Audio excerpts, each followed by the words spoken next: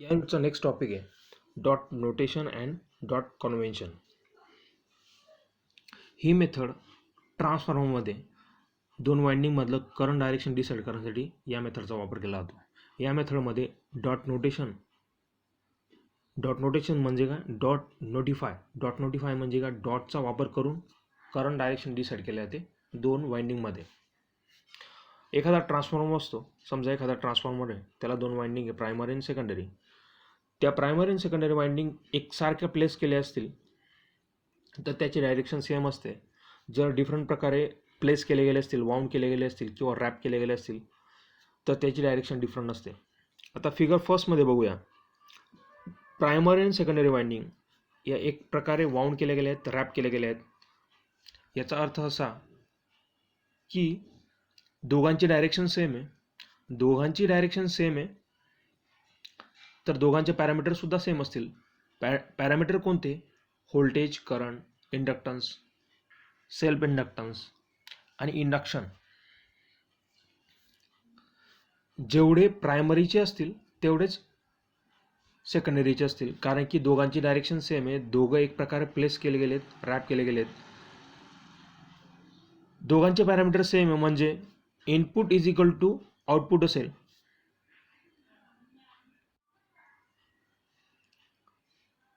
या फिगरमध्ये input is equal to output असेल. याचा अर्थ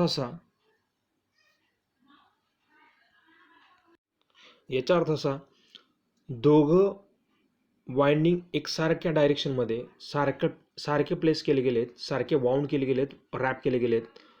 दोघांची डायरेक्शन सेम आहे. दोघांचे इनपुट आउटपुट सेम आहेत. म्हणजे दोघांचे पॅरामीटर काय असतील? इन फेज असतील. इन फेज म्हणजे काय? सारखे असतील. आता फिगर सेकंडमध्ये बघूया आपण.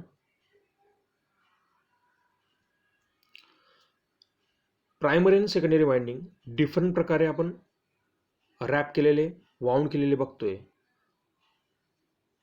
डिफरंट प्रकारे रॅप केले गेलेत म्हणजे दोघांची डायरेक्शन काय असेल? डिफरंट असेल. दोघांची डायरेक्शन डिफरंट असेल, दोघांचे पॅरामीटर सुद्धा डिफरंट असतील. दोघांचे पॅरामीटर डिफरन्स आहे म्हणजे input is not equal to output. Input एवढं आउटपुट नसेल म्हणजे प्रायमरीचे पॅरामीटर आउट ऑफ फेज असतील सेकंडरीच्या. तो फेज किती असेल? 180 डिग्री. हे सर्व पॅरामीटर कशावर डिपेंड असतात?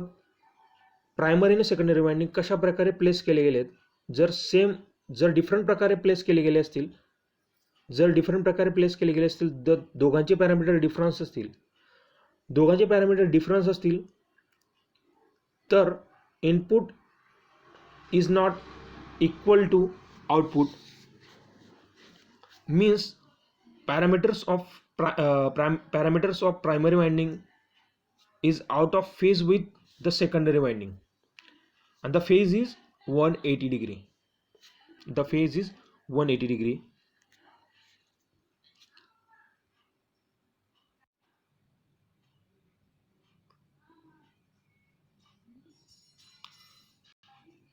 मोस्टली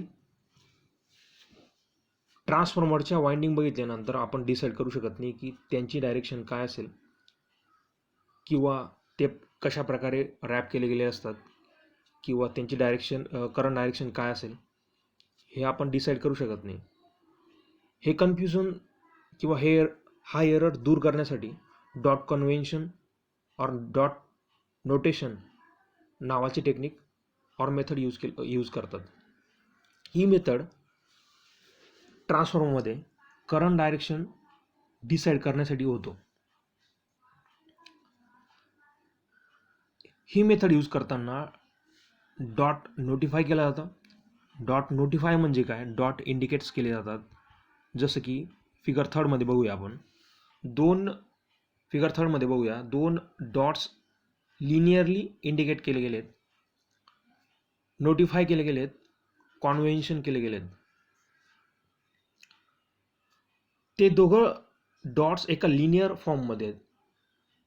पहिल्या डॉटमध्ये करंट एंटर करतंय आणि दुसऱ्या डॉटमध्ये करंट लेफ्ट होतं आहे, लिव्ह होतं आहे. याचा अर्थ असा की करंट डायरेक्शन सेम आहे, तर अदर पॅरामीटरसुद्धा सेम असतील. अदर पॅरामीटर सेम आहे म्हणजे input is equal to output असेल, म्हणजे all the parameters in the primary and secondary winding are is in phase. Repeat सांगतोय, फिगर 3 मध्ये 2 डॉट्स इंडिकेट केले गेले आहेत. ते एका लिनियर फॉर्ममध्ये फर्स्ट डॉटमध्ये करंट एंटर करतं आहे, सेकंड डॉटमध्ये करंट लिव्ह होतं आहे, लेफ्ट होतं आहे. याचा अर्थ असा, प्रायमरी आणि सेकंडरी वाइंडिंगचे जे पॅरामीटर आहेत ते एकमेकांना कॉपरेट करत आहेत, दोघं एकमेकांमध्ये ॲड होत आहेत. म्हणजे याचा अर्थ असा, input is equal to output, म्हणजे जेवढा इनपुट देतोय आपण तेवढा आउटपुट भेटतंय. याचा अर्थ असा की ते सर्व पॅरामीटर काय आहेत, एकमेकांच्या इन फेज आहेत. इन फेज म्हणजे काय, प्रायमरीचे जेवढे आहेत तेवढे सेकंडरीचे आहेत. म्हणजे याचा अर्थ असा की जेवढा इनपुट देतोय तेवढा आउटपुट भेटतोय आपल्याला. कशामुळे, या 2 डॉट्समुळे. हे 2 डॉट्स काय डिसाईड करतायत, करंट डायरेक्शन. करंट डायरेक्शन या फिगर 3 मध्ये सेम आहे. प्रायमरी आणि सेकंडरी वाइंडिंगमध्ये करंट सेम आहे. All parameters are also same in the primary and secondary winding also. Which are parameters are there, voltage, current, inductance, induction and mutual induction. हे सर्व parameter प्रायमरीमध्ये जेवढे आहेत तेवढे सेकंडरीमध्ये आहेत. म्हणून input is equal to output भेटते आपल्याला. आणि हे मॅक्सिमम आउटपुट कोणामुळे भेटतंय, या 2 डॉट्समुळे. हे दोघं डॉट्स करंट डायरेक्शन डिसाईड करतायत या फिगरमध्ये. आता फिगर 4 मध्ये बघूया. प्रायमरी आणि सेकंडरी वाइंडिंगमध्ये 2 डॉट्स इंडिकेट केले गेलेत, ते क्रिस क्रॉस फॉर्ममध्ये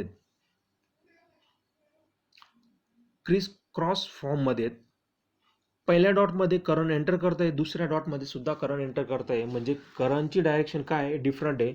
करंटची डायरेक्शन डिफरंट आहे म्हणजे पॅरामीटर दोघं वाइंडिंगचे पॅरामीटर सुद्धा डिफरंट असतील.